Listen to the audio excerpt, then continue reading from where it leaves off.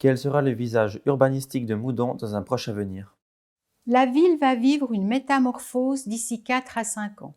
3 projets d'infrastructures sont lancés et sont en marche. D'abord, le réaménagement du centre-ville.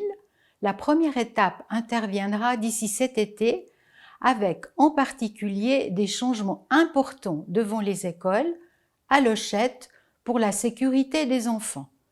Ensuite, l'accès sud à la ville, depuis la route de Berne, début des travaux 2023, et pour finir, l'aménagement de la gare, projet qui concerne moultes acteurs, piétons, automobilistes, cyclistes, transports publics, début des travaux 2023. Je m'engage pour une amélioration des infrastructures qui sont indispensables pour simplifier le quotidien des Moudonnoises et Moudonnois et pour renforcer l'attractivité de la ville. Quel est le développement économique et de l'emploi à venir pour Moudon et sa région? Je place l'emploi à la base du développement de notre ville. La création de places de travail stimulera notre économie locale et je m'y engage. Un pilier de la promotion de la région de Moudon est l'installation à Grange-Vernay de la Direction générale de l'agriculture et de la viticulture d'ici 2026.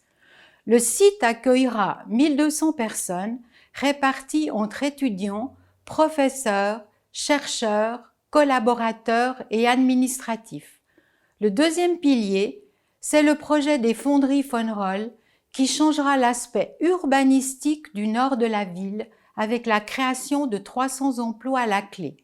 Et puis, il s'agit aussi de bien entretenir les relations avec les 350 entreprises implantées à Moudon. La promotion économique continuera d'organiser l'apéritif économique en collaboration avec des partenaires locaux et de participer au comptoir broyard à Payerne. Quelle est l'image de Moudon en tant que lieu de vie, culture, loisirs et sport? L'image d'une ville ne se résume pas à son potentiel économique. Nous avons de la chance d'habiter une ville au riche patrimoine bâti. La commune a un rôle à jouer dans la conservation des bâtisses importantes qui abritent musées et associations culturelles. Ainsi, je défends le maintien du musée Eugène Burnand en Ville-Haute, dans la bâtisse du Grand Air, afin de favoriser les synergies avec le musée du Vieux Moudon. Je soutiens la continuité de notre culture festive avec les Brandons et Festi-Musique et la saison théâtrale hivernale à la Douane et à Grenier Culture. Plusieurs dizaines d'associations sportives sont actives à Moudon, jeunes et moins jeunes y trouvent leur compte. Je favorise un nouveau mode de subventionnement afin que la répartition soit équitable entre toutes ces associations.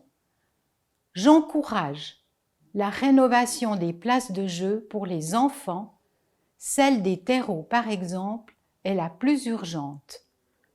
Moudon, espace de vie, espace de proximité où il fait bon y habiter.